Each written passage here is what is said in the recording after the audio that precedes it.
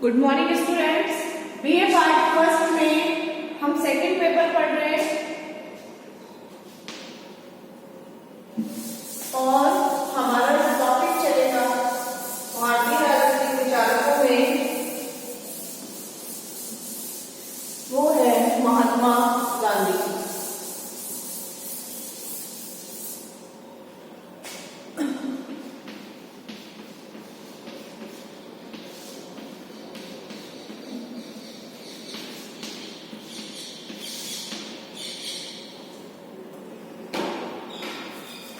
महात्मा गांधी हम पढ़ेंगे। महात्मा गांधी भारतीय राजनीतिक विचारक, एक आध्यात्मिक गुरु, एक चिंतक, एक आध्यात्मिक संत, एक समाज सेवक, सभी कुछ। वो मूल रूप से एक आध्यात्मिक संत थे।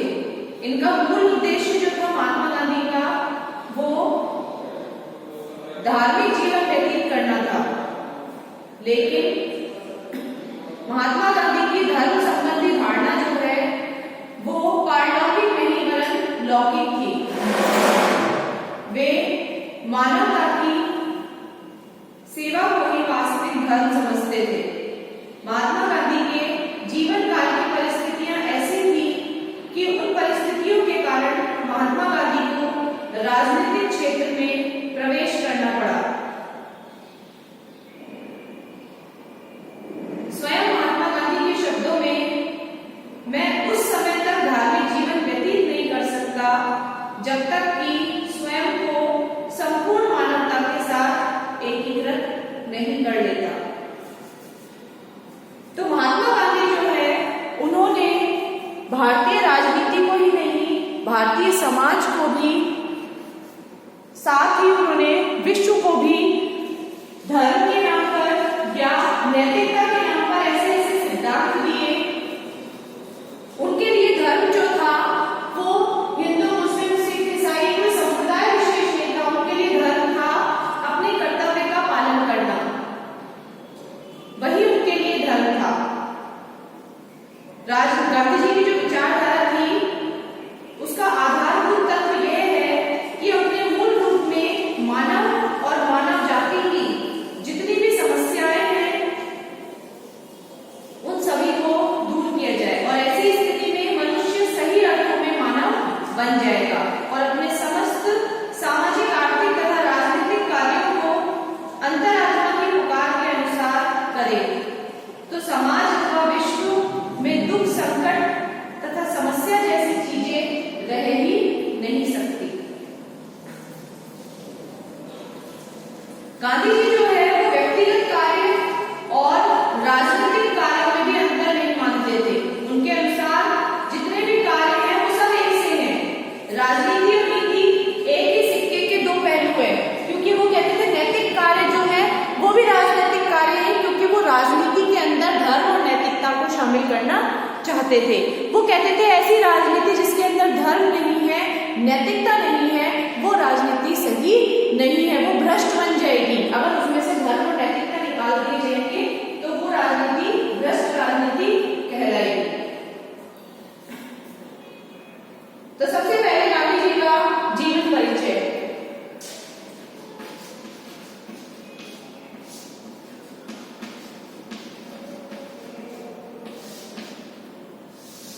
जीवन परिचय।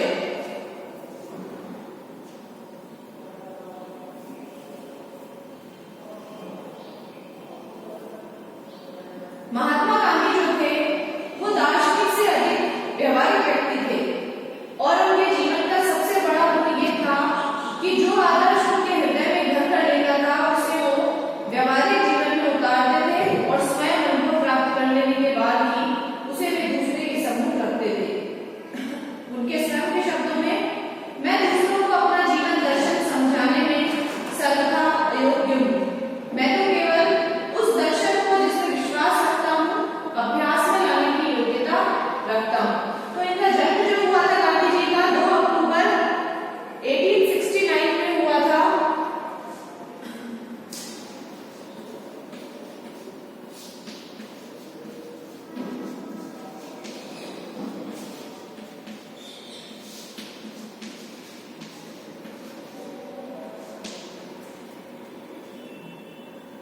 काठियावाड़ में पोरबंदर नामक स्थान पर एक धार्मिक परिवार में हुआ था।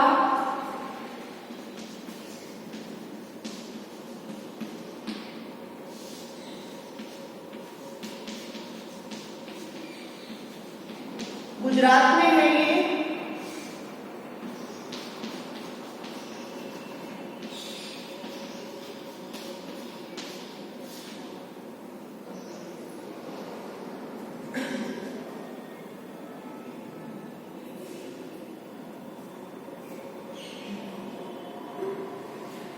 इनके पिता जो थे वो राज्य के दीवान थे तथा उनकी सदाचारिता एवं निष्पक्षता की चारों तरफ बड़ी धाक थी। इनकी माता जो थी वो धार्मिक प्रवृत्ति की थी और बहुत ही धार्मिक महिला थी। मोहनदास जो थे, महात्मा गांधी का बचपन का नाम था मोहनदास और उनके पिता का नाम था करमचंद। इनका पूरा नाम था मोहनदास करमचंद गांधी। अगर इनका पूरा नाम देखें गांधी जी का,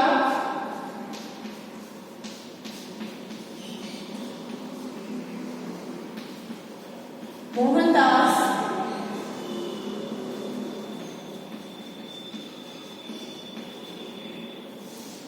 करमचंद गांधी।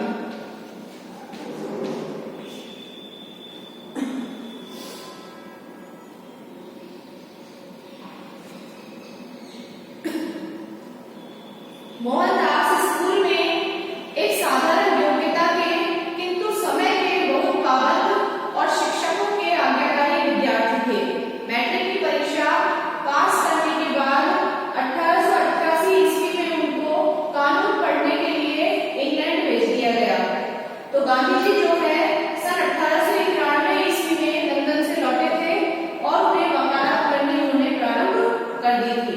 काठियावाड़ तथा बंबई में थोड़े दिनों तक वकालत करने के बाद एक धनाढ्य गुजराती मुसलमान की ओर से वो मुकदमे की पैरवी करने के लिए दक्षिण अफ्रीका गए। गांधी जी जो थे वो दक्षिण अफ्रीका गए तो 1 वर्ष के लिए थे, लेकिन 20 वर्षों के लिए वहां पर वो रह गए थे।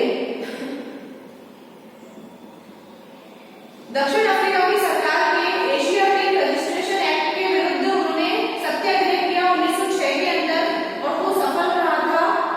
इसके बाद दक्षिण अफ्रीका से जब वो लौटकर आए थे 1914 ईस्वी में, तो उन्होंने देखा था यहाँ पर प्रथम विश्व युद्ध की तैयारी चल रही थी और भारतीय राष्ट्रीय आंदोलन चल रहा था।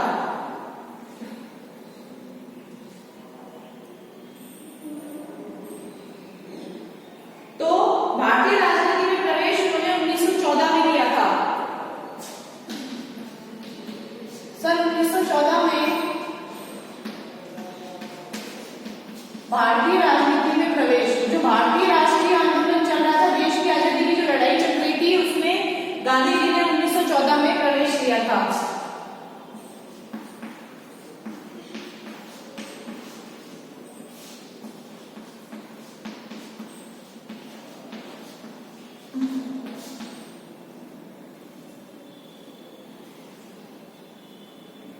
इस समय गांधी जी को अंग्रेजों की न्यायप्रियता में पूर्ण विश्वास था, इसलिए उन्होंने भारतीय जनता को बिना किसी शर्त के ब्रिटिश सरकार की सहायता देने के लिए प्रेरित किया।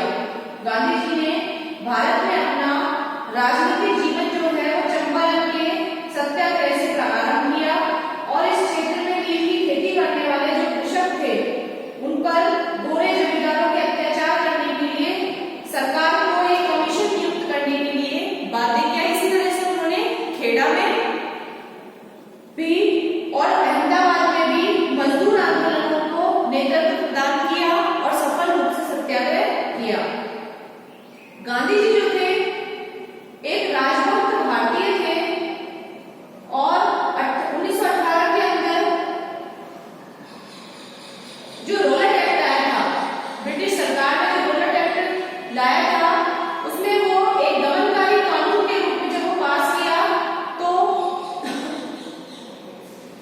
उसके बाद में अप्रैल 1919 में इसी रोलर एक्ट के खिलाफ जो है एक सभा हो रही थी जलियांवाला बाग में। तो 1919 के अंदर जलियांवाला बाग हत्याकांड किया गया जनरल डायर के द्वारा। तो ब्रिटिश सरकार की न्यायप्रियता पर से उनका विश्वास उस समय बहुत ज्यादा उठ गया था।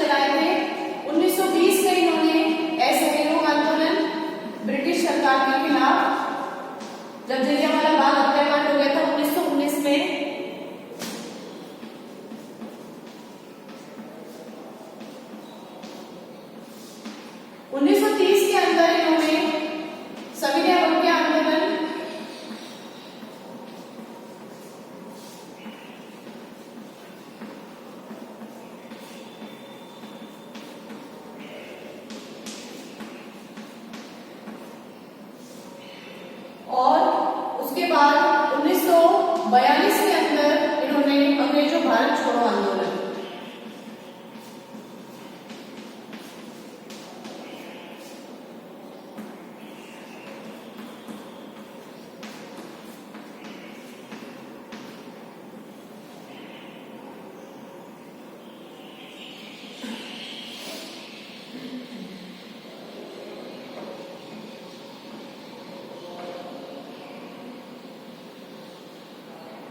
गांधी जी को भारतीय राष्ट्रीय आंदोलन के अंतर्गत कई बार जेल की यात्राएं भी करनी पड़ी, जेल जाना पड़ा। उन्होंने हिंदू मुस्लिम समस्या का हल करने के लिए बहुत ज्यादा प्रयास किए, हर संभव प्रयास किए, लेकिन जो मोहम्मद जिन्ना थे वो पाकिस्तान के निर्माण के लिए अड़े हुए थे कि उन्हें अलग एक मुस्लिम राष्ट्र चाहिए, उसकी स्थापना उन्हें चाहिए।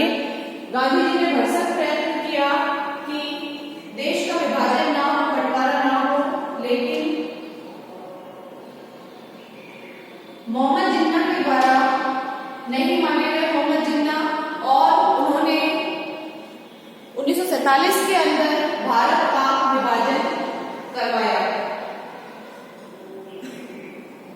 गांधी जी ने हिंदू मुस्लिम एकता, दलित उद्धार, नारी कल्याण, मद्य निषेध, हथकरघा उद्योग को प्रोत्साहन आदि बहुत सारे महत्वपूर्ण कार्य अपने जीवन काल में किए, और उन्होंने हमेशा रचनात्मक कार्यक्रम अपनाने पर ही बल दिया।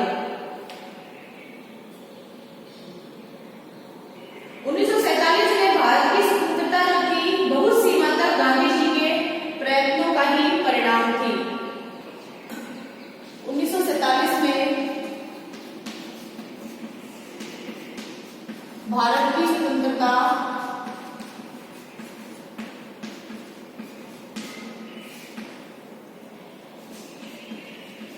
महात्मा गांधी जी के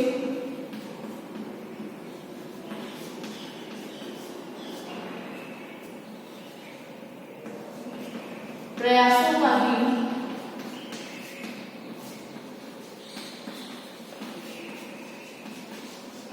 परिणाम थी। उन्होंने अपने जीवन काल में, जो महात्मा गांधी है, उन्होंने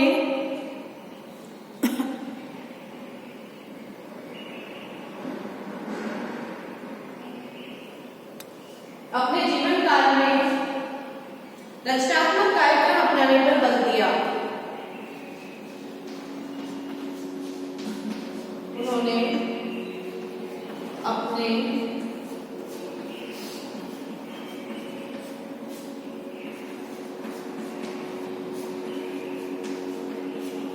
जीवन काल में रचनात्मक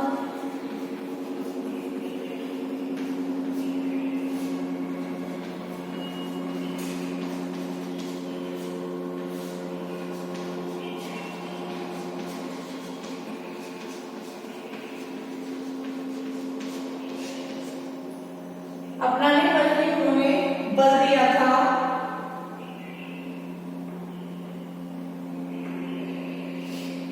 उनके द्वारा हिंदू मुस्लिम एकता, दलित उद्धार,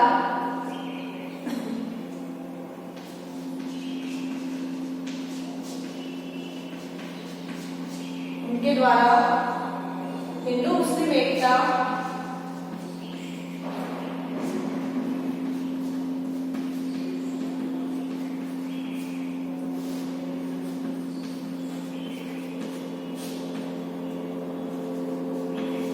दलित उद्धार,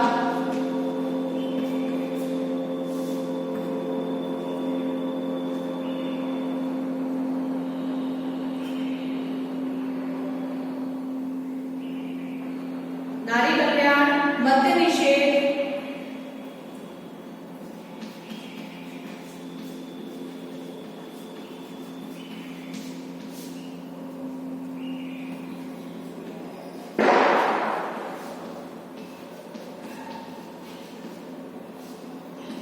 मद्य निषेध,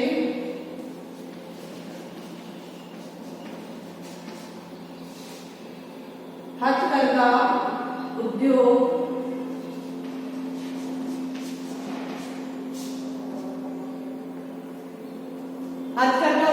आधिपत्य बल और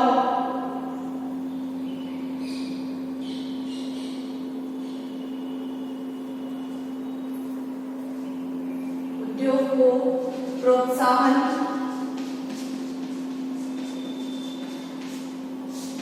आदि पर बल दिया गया,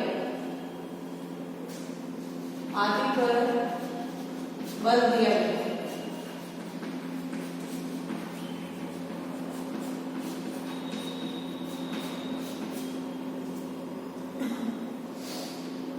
इस तरह से महात्मा गांधी जो है स्वतंत्रता के बाद भी उन्होंने सांप्रदायिक तनाव को कम करने के लिए बहुत प्रयत्न किए और अंत में सांप्रदायिकता की जो विषाक्त आग थी वो उनकी आहुति लेकर ही शांत हुई। 30 जनवरी 1948 को जब वे प्रार्थना सभा में शाम को जा रहे थे, उस समय नाथूराम गोडसे ने गोली मार करके गांधी जी की हत्या कर दी।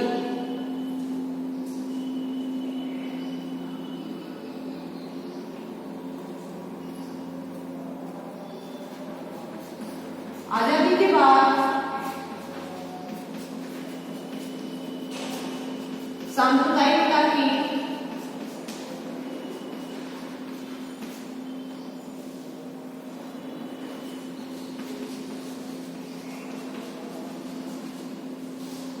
विषाक्त आग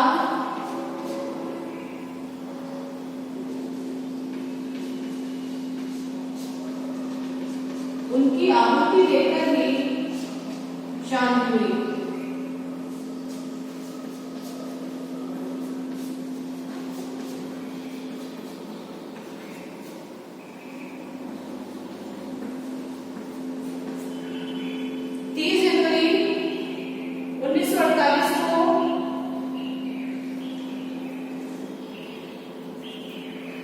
जनवरी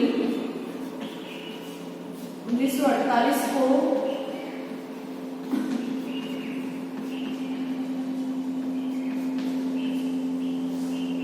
नाथूराम गोडसे ने गोली मारकर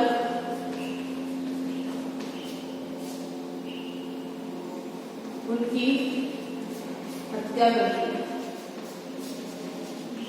तो इस तरह से उनकी मृत्यु जो है वो 30 जनवरी 1948 को हुई थी। गांधी जी की उनकी मृत्यु हुई थी। तो ये उनका जीवन परिचय है महात्मा गांधी का। उनका जन्म 2 अक्टूबर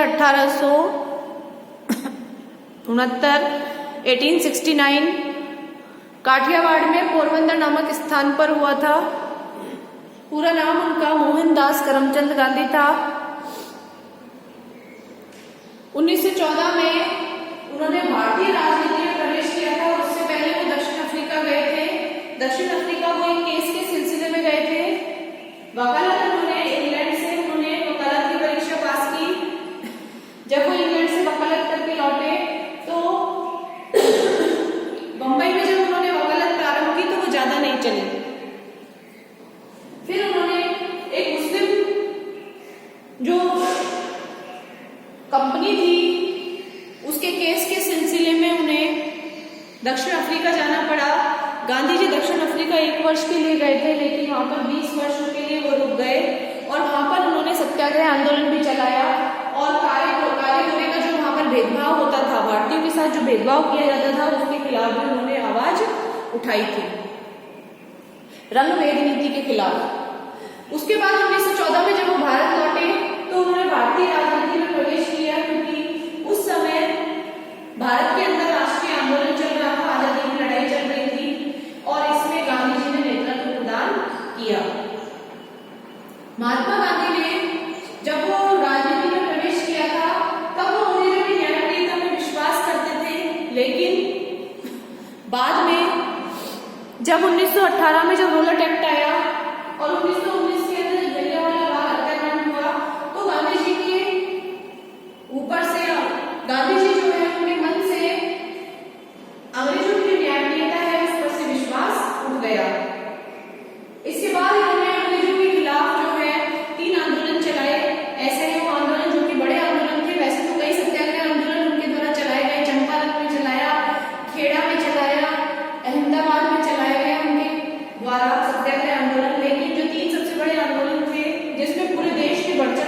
किया था वो था 1920 के अंदर असहयोग आंदोलन, 1930 के अंदर सविनय अवज्ञा आंदोलन और 1942 के अंदर हमने जो भारत छोड़ो आंदोलन। महात्मा गांधी ने देश को आजाद कराने में अपनी महत्वपूर्ण भूमिका निभाई। उन्होंने अपने जीवन में हमेशा रचनात्मक कार्यक्रमों को ही बल दिया। उन्होंने स्त्रियों के कल्याण के लिए, हिंदू मुस्लिम एकता के लिए, दलितों के उद्धार के लिए, अछूतों के उद्धार के लिए, मद्य निषेध यानी शराबबंदी करना और हथकरघा जो उद्योग थे, चरखा चलाना, सूत काटना, तो ये जितने भी कुटीर उद्योग थे, छोटे छोटे रचनात्मक कार्यक्रमों के माध्यम से इनको प्रोत्साहन दिया। और 30 जनवरी 1948 को नाथूराम गोडसे के द्वारा गोली मार करके उनकी हत्या कर दी गई।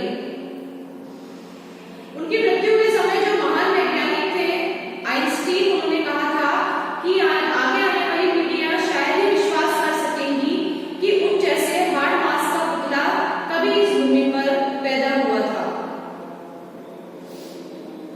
उनकी मृत्यु पर डॉक्टर स्टैनले जोन्स ने भी लिखा था कि हत्यारे की गोलियां महात्मा गांधी और उनके विचारों का अंत करने के लिए चलाई गई थी। महात्मा गांधी की जो हत्या की गई थी वो उनके विचारों को मारने के लिए की गई थी, परंतु उसका फल ये हुआ कि वे विचार स्वच्छंद हो गए और मानव जाति की घाती बन गए। हत्यारे ने महात्मा गांधी की हत्या करके उन्हें अमर बना दिया।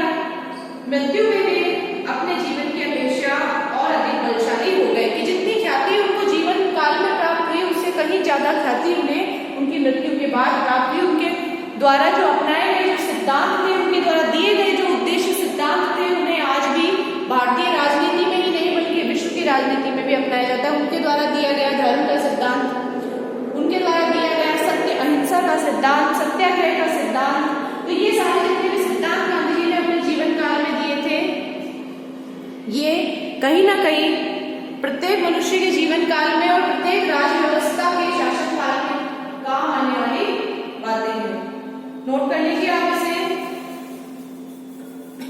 महात्मा गांधी का जीवन परिचय। आपके महात्मा गांधी में से बड़ा क्वेश्चन भी आपके आता है एग्जाम में और छोटा क्वेश्चन भी इसमें से आते ही है। इंपॉर्टेंट टॉपिक है महात्मा गांधी। गांधी जी के बारे में हम बचपन से पढ़ते आ रहे हैं, स्कूल टाइम से ही बुक्स में।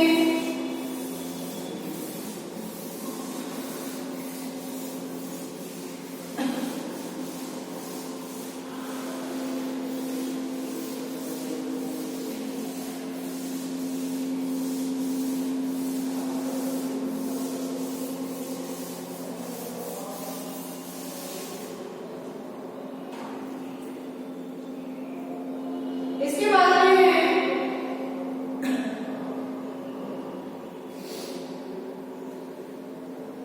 गांधी दर्शन के प्रेरणा स्रोत, कि गांधी जी को कहां से प्रेरणा प्राप्त होती थी।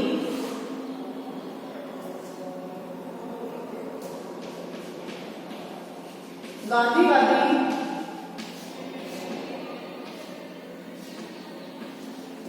दर्शन के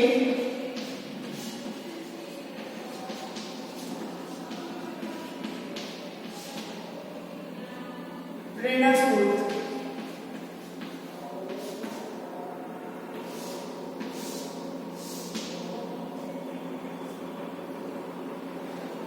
गांधी जी को उनकी जो विचारधारा है, उनका जो प्रेरणा स्रोत है, उसे दो भागों में बांटा जा सकता है, पूर्वी और पश्चिमी। पूर्वी स्रोतों में सर्वप्रथम उनकी माता के व्यक्तित्व का और उसकी पवित्रता का उनके जीवन पर बहुत प्रभाव पड़ा। उनके पिता की जो सादगी और सदाचार था उसका उनके ऊपर बहुत प्रभाव पड़ा। उन्होंने अपनी माता से वैष्णव हिंदू धर्म के संस्कार प्राप्त किए।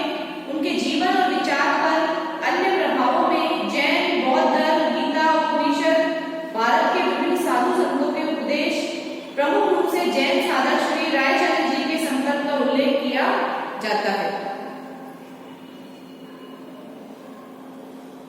महात्मा गांधी के जो प्रेरणा स्रोत है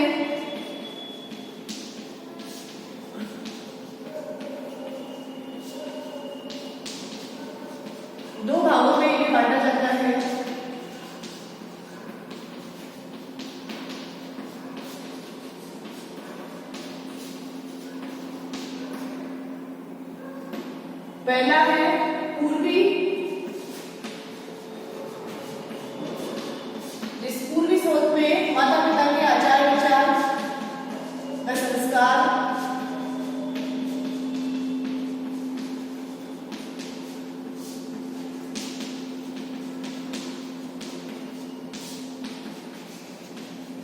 जो उन्हें माता पिता से ग्रहण हुए थे। इसके अलावा उनके जीवन और विचार पर जैन और बौद्ध धर्म,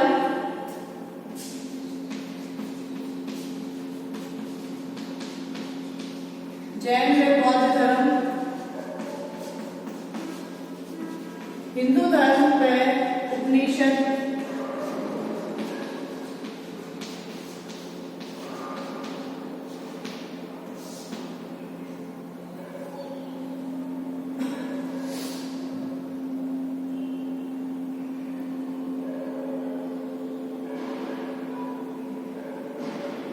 गीता, बौद्ध धर्म,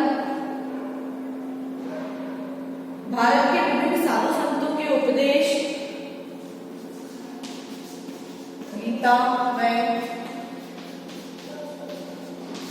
भारत के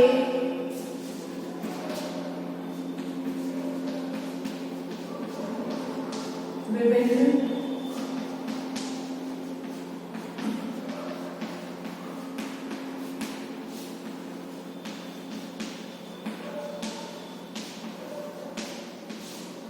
साधु संतों के विभिन्न साधु संतों के उपदेश,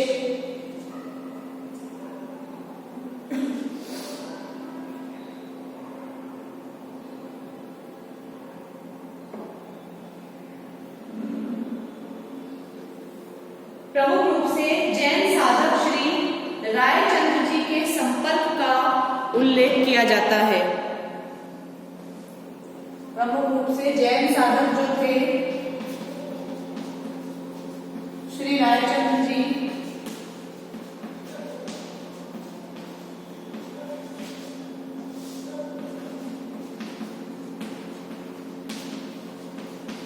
के उपदेशों का प्रभाव देखा जाता है। तो ये इनके पूर्वी स्रोत से सारे पश्चिम के भी कुछ विचारकों से वो प्रभावित थे। पश्चिमी स्रोतों में बाइबल विशेषतया उनका उसका अध्याय जो अलग प्रवचन है। दूसरा है इसमें पश्चिम स्रोत, पश्चिमी जो स्रोत है इसके प्रेरणा स्रोत महात्मा गांधी जी के, उसमें बाइबल के अध्याय,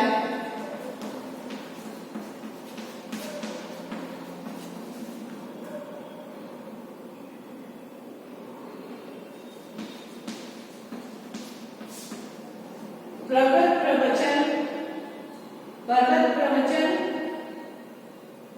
और टॉलस्टॉय, रस्किन, थोरो की रचनाएं, टॉलस्टॉय, थोरो ये सारे विचारक हैं। वे रस्किन की रचनाओं का बहुत प्रभाव पड़ा।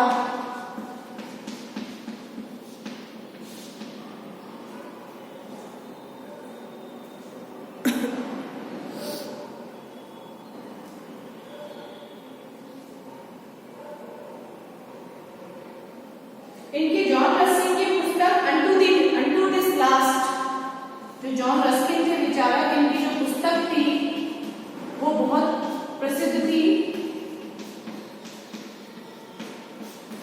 अनटू दिस लास्ट, जिसका बहुत ज्यादा प्रभाव पड़ा था महात्मा गांधी के ऊपर।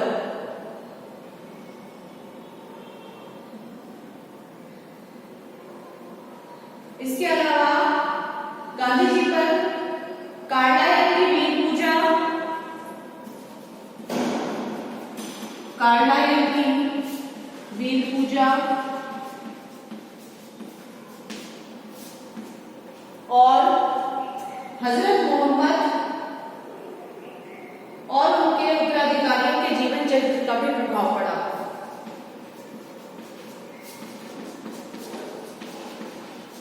हजरत मोहम्मद व उनके उत्तराधिकारी।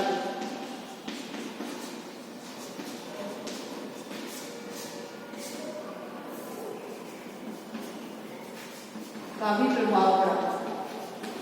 नोट कर लीजिए आप इसे कि महात्मा गांधी के ऊपर किस किस विचारक का क्या क्या प्रभाव पड़ा था।